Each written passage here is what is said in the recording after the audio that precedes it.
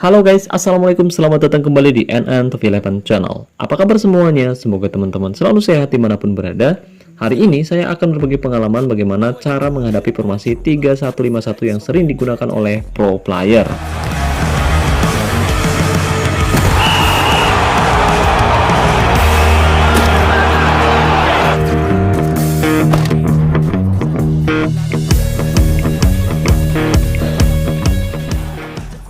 Oke guys, jadi hari ini saya akan berbagi pengalaman bagaimana cara saya menghadapi formasi 3151 yang sering digunakan oleh pro player. Tapi sebelum saya membahas lebih jauh, saya mau disclaimer terlebih dahulu bahwa apa yang akan saya bahas di dalam video ini murni pendapat saya pribadi. Jadi jika nanti ada teman-teman yang tidak sependapat dengan saya, kamu bisa tinggalkan komentar di bawah video ini. Oh ya, satu lagi guys, saya mau minta tolong nih guys, khusus buat orang baik yang nonton video ini. Ya, saya tahu ini berat banget, bahkan lebih berat dari angkat berat 1 ton. Tapi ini harus dilakukan guys. Jadi mohon bantuannya guys, agar channel ini bisa terus berkembang dengan baik ke depannya. Di sisi kiri bawah video ini ada tombol like guys. Tolong ditekan sekali aja guys, sekali aja. Ya betul gitu guys. Nah kalau sudah, silahkan tinggalkan komentar di bawah video ini. Terima kasih banyak buat teman-teman yang sudah like. Semoga teman-teman selalu sehat dan dilimpahkan rezekinya oleh Tuhan Yang Maha Kuasa. Amin ya Allah.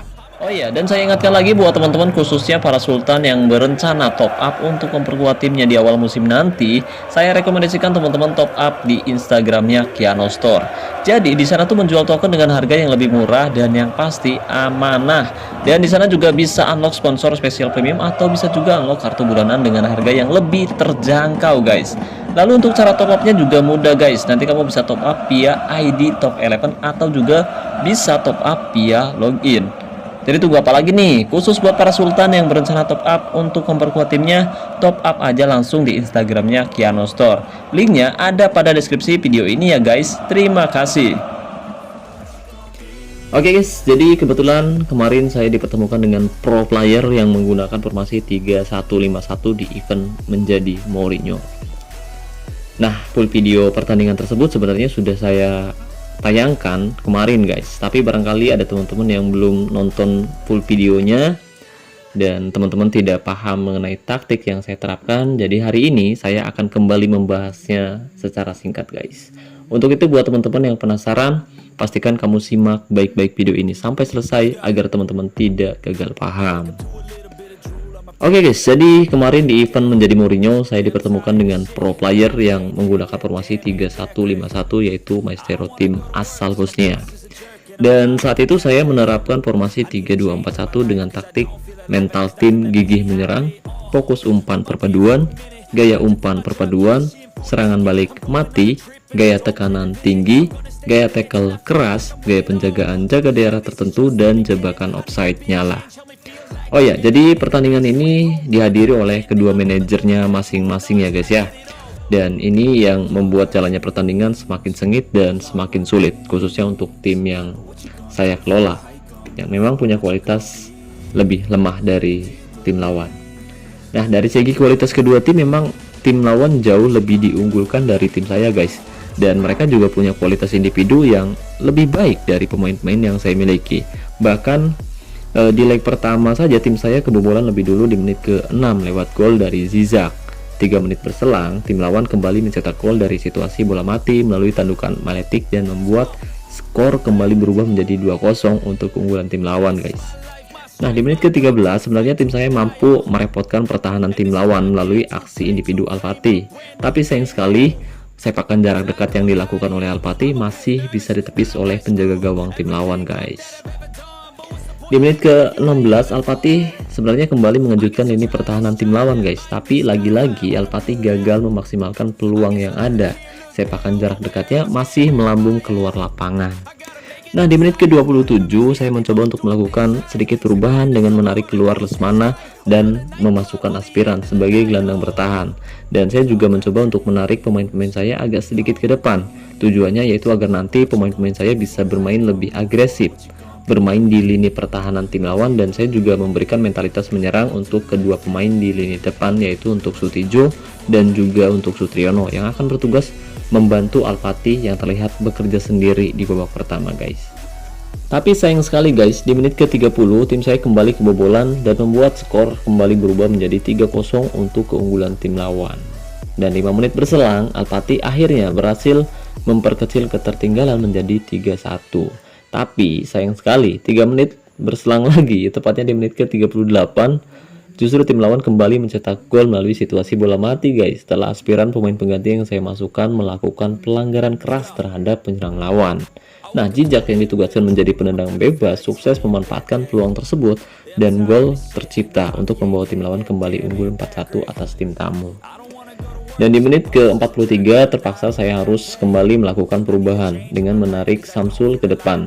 Jadi dia akan bermain di posisi terbaiknya, yaitu midfielder center. Sementara aspiran juga ditarik posisinya agak sedikit ke depan mendekati posisi midfielder center guys.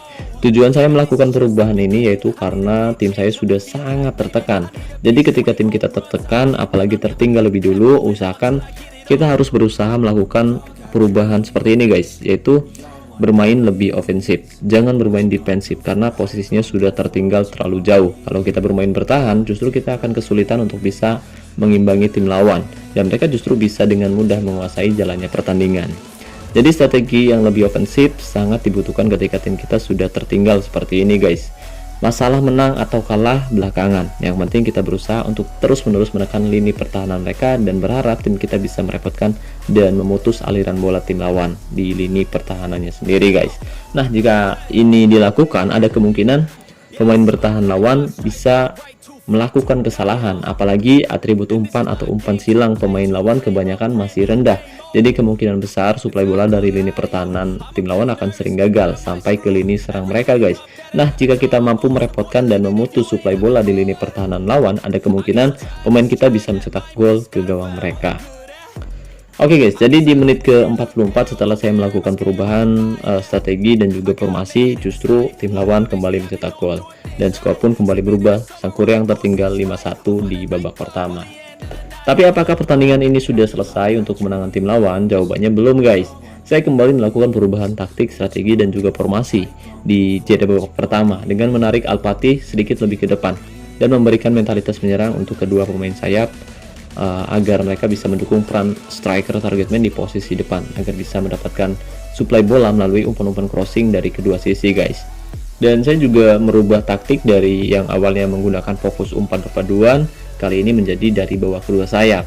Nah, tujuan saya merubah fokus umpan dari bawah kedua sayap yaitu agar nanti pemain-pemain saya bisa menerobos kedua sisi lini pertahanan mereka. Nah, ini saya lakukan karena tim lawan ternyata menempatkan 3 center back yang membuat bahwa kedua sayap mereka menjadi terbuka, dan jika kita mampu menerobos sisi kanan maupun sisi kiri pertahanan tim lawan, ada kemungkinan kita bisa mencetak gol ke gawang mereka guys.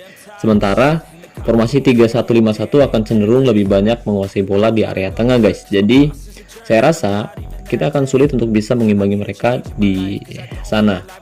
Nah, terlebih mereka punya pemain tengah yang bagus. Nah, barangkali ada yang bertanya, Bang, kenapa nggak dari awal lo serang dari kedua sisi Bang? Jadi gini guys, di awal memang saya berpikir bahwa tim saya mungkin bisa mengimbangi tim lawan dengan strategi yang biasa saya terapkan. Dan dengan fokus umpan perpaduan, para pemain juga sebenarnya bisa secara otomatis mencari celah yang terbuka yang mungkin bisa dimanfaatkan. Tapi ternyata setelah babak pertama selesai, justru tim lawan yang mampu memanfaatkan lemahnya lini pertahanan tim saya guys, dan mereka juga mampu mendominasi penguasaan bola karena mereka unggul jumlah pemain di area tengah, dan mereka juga sukses menghentikan suplai bola dengan cepat di area pertahanan tim saya sendiri yang membuat lini depan tim saya terlihat tidak berdaya di babak pertama. Nah, perubahan ini saya coba lakukan agar nanti kita bisa menghindari area tengah yang terlalu padat. Jadi kita cari area yang benar-benar terbuka untuk membongkar lini tengah dan juga lini pertahanan mereka guys. Dengan begitu pemain-pemain tengah mereka akan bergeser ke sisi yang akan membuat celah baru di area tertentu yang mungkin nanti bisa dimanfaatkan oleh pemain-pemain depan saya untuk mencetak gol ke gawang mereka.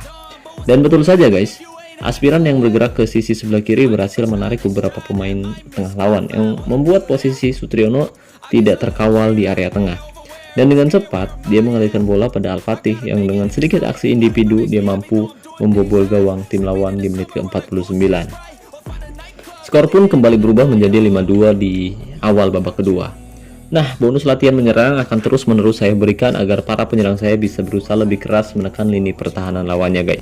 Di menit ke-58, Sang Kuryang akhirnya kembali mencetak gol untuk memperkecil ketertinggalan melalui serangan terarah dari sisi sebelah kiri. Soetijo yang bergerak dari sisi sebelah kiri mampu memberikan umpan yang terukur tanpa ada hambatan dari pemain lawan. Bola pun disambut baik oleh Samsul yang menyambut bola dengan terukur. Tendangan voli jarak dekatnya tidak mampu ditepis oleh penjaga gawang tim lawan dan skor pun kembali berubah menjadi 5-3. Di menit ke-72, Sang Kuryang kembali mengejutkan tim lawan setelah memanfaatkan kesalahan yang dilakukan oleh pemain depan lawan, guys. Aspiran yang berhasil mencuri bola di area tengah dengan cepat memberikan umpan pada rekan setimnya di depan. Samsul dan Asep yang ada di sisi kanan bekerja sama dengan baik. Dia mengalirkan bola ke tengah agar pemain lawan tertarik bergerak ke area tersebut. Dengan begitu, pergerakan kedua pemain ini menjadi tidak terkawal, guys. Marwanto yang tahu pergerakan hal tersebut langsung kembali memberikan bola pada Mang Asep. Dan dengan sedikit pergerakan individu yang baik, Mang Asep berhasil melewati dua pemain bertahan lawan dan mencetak gol ke gawang tim tersebut. Skor pun kembali berubah menjadi 5-4 di menit ke-72, guys. Nah, di menit ke-87 pertandingan pun seolah akan berakhir untuk kemenangan tim lawan. Tapi beruntung, guys, kemelut terjadi setelah Karabatak melakukan pelanggaran keras terhadap pemain Sang Kuryang FC. Alpati yang bertugas menjadi penendang bebas sukses menyelesaikan tugasnya dengan baik. Sepakan jarak jauhnya masuk ke sisi kiri gawang lawan dan membuat skor kembali berubah menjadi 5-sama. Sang Kuryang pun berhasil menyamakan kedudukan di akhir babak kedua. Karena tensi pertandingan yang semakin panas, sepertinya manajer lawan mulai frustasi, guys, dan mereka menerapkan gaya tekanan tinggi dengan gaya tackle keras dalam taktik maupun strateginya. Nah, Urukalo yang sudah mulai emosi melakukan pelanggaran keras di dalam kotak penalti. Tapi sayang sekali, Alpati yang bertugas menjadi eksekutor gagal memanfaatkan situasi tersebut untuk mencetak gol. Sepakannya dari titik putih melenceng di atas mister gawang Maestro Team. Karena skor berimbang, pertandingan pun dilanjut ke babak extra time, guys. Dan di babak extra time, di sini jelas kondisi pemain saya sudah mulai kelelahan. Nah, ini terjadi karena saya menerapkan taktik dengan gaya tekanan tinggi. Tapi saya rasa bukan hanya pemain saya saja yang sudah kelelahan, guys. Ada kemungkinan pemain lawan pun pasti sudah mulai kelelahan di babak extra time. Nah, waktu baru berlangsung 2 menit, kemelut justru terjadi pada situasi bola mati. Sang Kuryang FC yang mendapatkan tendangan sudut berhasil memanfaatkan situasi tersebut. Soetijo yang bertugas menjadi penendang sudut sukses memberikan umpan matang ke depan mulut gawang tim lawan.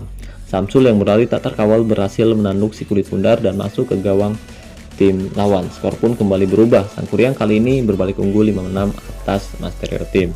Di menit ke-103 akhirnya Maestro Team nyaris menyamakan kedudukan.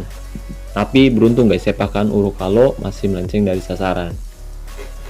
Sang Kuryang justru kembali mencetak gol ketujuhnya di menit ke-104, guys. Setelah pergerakan aspiran di sisi sebelah kiri tak bisa dihentikan pemain bertahan.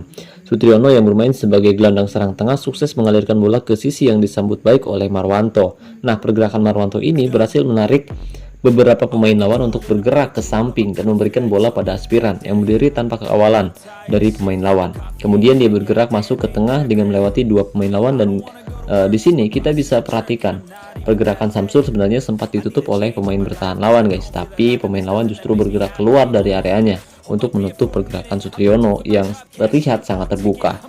Dan mengetahui hal tersebut, aspiran langsung memberikan bola pada Samsul yang berdiri sendiri tanpa kawalan di dalam kotak penalti lawan. Dan dengan cepat dia menghantam si kulit bundar dan masuk ke gawang lawan. Skor pun kembali berubah, Sang Kuryang berbalik unggul 5-7 atas tuan rumah. Di penghujung babak extra time, akhirnya Maestro Team berhasil mencetak gol untuk memperkecil ketertinggalan setelah sukses memanfaatkan lemahnya lini pertahanan tim saya, guys. Ya, tim saya sudah mulai kelelahan. Karabatak yang berlari di sisi kanan pertahanan tim saya tak mampu dihentikan karena jarak antar pemain terlalu berjauhan. Dan ini adalah efek dari taktik gigi menyerang yang saya terapkan. Jadi semua pemain akan bergerak maju meninggalkan areanya untuk membantu menyerang. Tapi ketika situasi seperti ini terjadi, biasanya akan ada banyak celah yang terbuka. Apalagi jika kedua fullback terlambat turun ke posisi terbaiknya. Dan ini bisa dimanfaatkan oleh tim lawan untuk mencetak gol ke gawang tim saya, guys. Karabatak yang berlari dari sisi kanan pertahanan tim saya sukses mengirimkan umpan crossing yang tepat dan terarah. Bola pun disambut baik oleh jejak yang berdiri tak terkawal, sukses menyambar bola masuk ke gawang tim saya. Dan pertandingan pun berakhir dengan skor tipis 7-6 untuk kemenangan tim saya Sang Kuryang FC guys. Oke guys, jadi seperti itulah bagaimana cara saya menghadapi tim lawan yang menerapkan formasi 3-1-5-1. Bahkan tadi teman-teman bisa lihat sendiri bahwa tim saya sempat tertinggal lebih dulu dengan skor 5-1 di babak pertama. Tapi dengan perubahan taktik, strategi maupun formasi yang efektif, akhirnya tim saya mampu comeback dengan luar biasa. Padahal di atas kertas tim lawan sejatinya jelas jauh lebih diunggulkan. Bahkan bukan hanya pada kualitas keseluruhannya saja guys, tim lawan juga unggul atas kualitas pemain secara individunya. Nah, di babak pertama memang tim lawan sukses menguasai jalannya pertandingan. Bahkan mereka juga unggul penguasaan bola. Tapi di babak kedua, pertandingan berubah 180 derajat. Tim saya yang tidak terlalu diunggulkan justru berbalik unggul dan sukses mengalahkan mereka.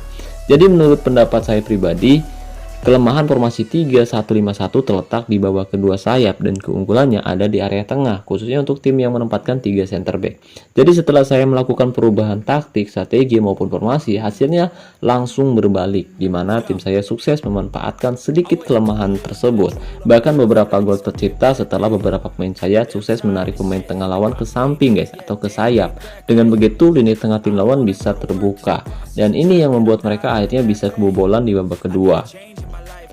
Oke guys, jadi kemenangan ini mengajarkan kita bahwa tidak ada yang mustahil jika kita mau berusaha keras dan tidak pernah menyerah. Kemenangan ini juga mengajarkan kita untuk selalu optimis dan percaya diri, bahkan ketika kita sedang berada di posisi yang sangat sulit sekalipun. Kerja keras, dedikasi, optimisme, dan kepercayaan diri adalah kunci untuk meraih kesuksesan. Jadi mari kita manfaatkan video ini sebagai sumber motivasi untuk meraih kesuksesan di masa depan. Dan saya yakin semua teman-teman yang menonton video ini sampai selesai juga mampu melakukannya dengan baik. Untuk itu tetap semangat. Sebesar apapun lawan yang akan kamu hadapi, saya yakin kamu mampu mengalahkan mereka nanti.